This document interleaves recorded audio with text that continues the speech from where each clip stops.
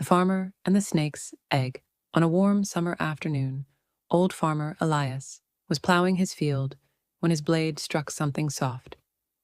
He stepped back and saw a snake, lifeless.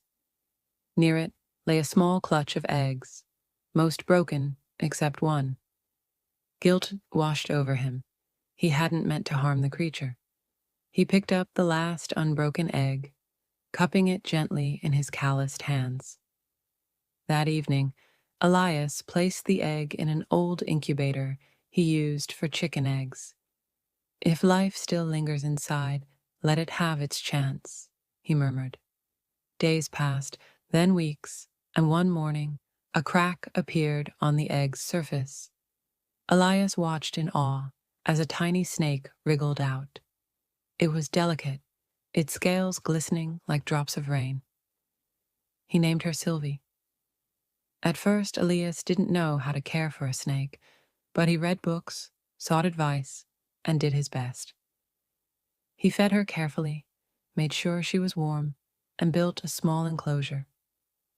As time passed, Sylvie grew, winding herself around his arm whenever he reached for her.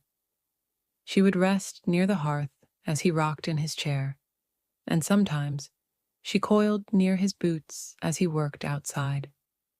Neighbors whispered, warning him that a snake was no pet, that she would one day turn on him. But Elias only smiled. "She knows no malice. She only knows my kindness." Seasons changed, and years passed. Sylvie grew into a magnificent serpent, sleek and strong. Though she was free to leave, she never strayed far from Elias's side. He had saved her life, and in her silent way, she had become his closest companion. One winter, Elias fell ill. His hands, once steady and strong, trembled. He could no longer rise as easily, and his voice grew weaker. Sylvie would slither onto his bed, curling gently beside him, as if trying to share her warmth.